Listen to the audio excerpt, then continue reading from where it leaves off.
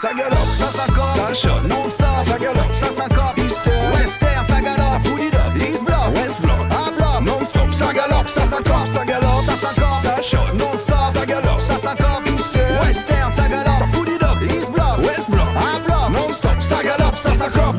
Hi, I'm Mathieu from Ludovox.fr, and today we are in the CGE booth with Philip Neduk. Hi. Hi.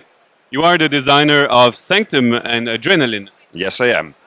So Sanctum is your latest game, and it is a game quite heavy, I must say. This is a game that has a very interesting setting.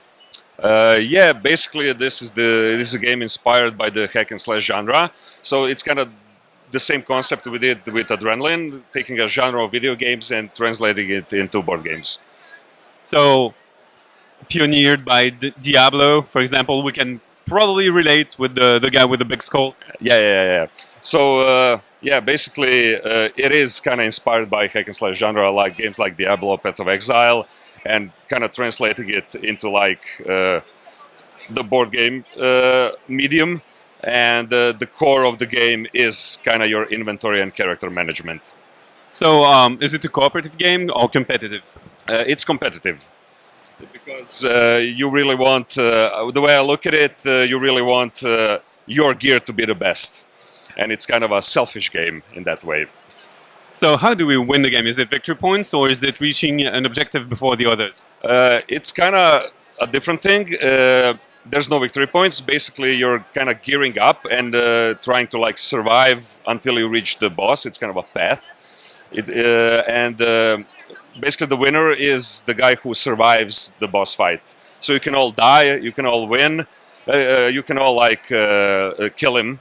So everybody kind of kills him, but there's only one winner, and that's the guy who kills him. But if there are multiple, it's the guy who has the most hit points. There's other tiebreakers, but that's kind of the core. So what goes on in the game? I think this is player board, right? Yeah. And what do we do in the game? What do we do in the game turn? You have basically three actions that you can do. You can either move. So when you move, you'll be going in front of the row and picking up some demons along the way. There'll be 5 to choose from, and you place them on your player board.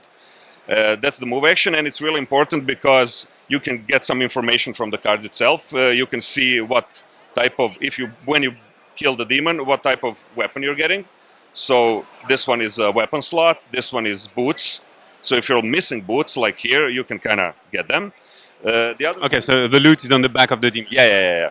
And the other thing that's important is the level of the monster and the color of the monster, because red monsters will unlock your red skill tree and blue your blue skill tree. So for each monster, for example, this is a level 1 monster. If you kill him, you get to move 1 gem of that color upwards. So if you move this upwards, you will unlock this skill and place it in the appropriate skill slot.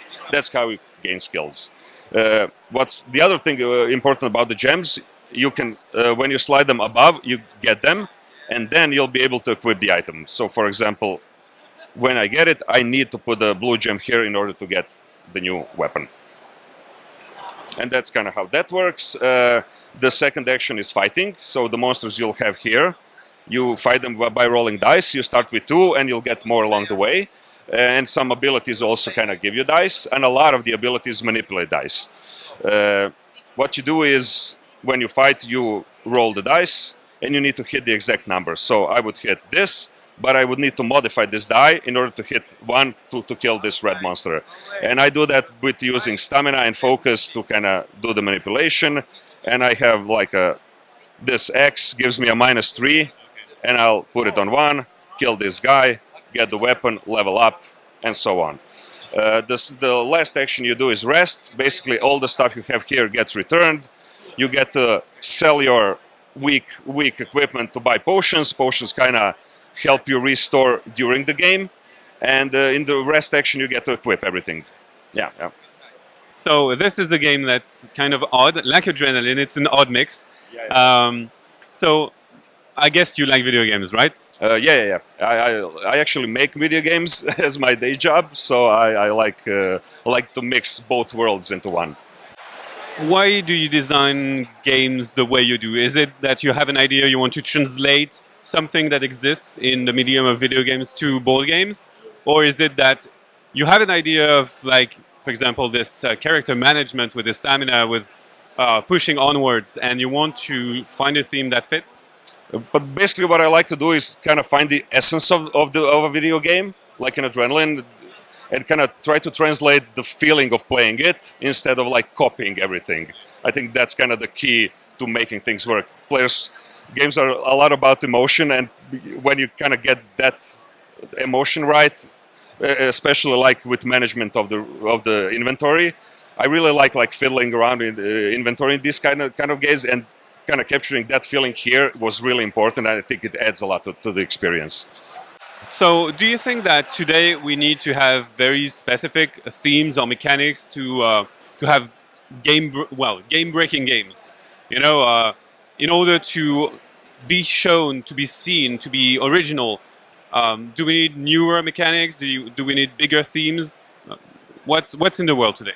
I mean, the way I kind of do things, I kind of have a certain experience in mind, and I kind of go. I borrow mechanics from here and there. If the experience I want to make kind of needs a new mechanic, then it's gonna come out naturally, because the experience is everything. Especially if you're kind of making a video game, you kind of know what the experience is, and trying to make it, you're just kind of try to figure it out. So I'm not trying to like invent new mechanics, but if they come out naturally, then perfect. Yeah. So this is going to be released in France, but do you have ideas for expansions for this game? I mean, there was a lot of things in the game that we tried out over the last couple of years, and a lot of things got removed to streamline it. But some things that we removed could add like an extra layer to the game. So we have something in mind. I don't think we've even talked about an expansion, but the game is doing well here, so we'll see. Well, that's for the future, right? Yeah. So do you have other things in store, like for 2020 or even 21? No, this is like, I finally get a break, so I can actually design new stuff. I do have like some old designs that need making. But yeah, I'm like, now I'm taking a break just to design new stuff and like polish my old stuff, finally. And I think that's it for the interview. Thank you very much for having us and for explaining Sanctum, which is going to be published in France in December. Bye-bye. See you on Ludovox.fr. Ça galope, ça s'accorde, ça shot, non-stop, ça galope, ça s'accorde, western, ça galope, ça poulie de, east block, west block, a block, non-stop, ça galope, ça s'accorde, ça shot, non-stop, ça galope, ça s'accorde, western, ça galope, ça poulie de,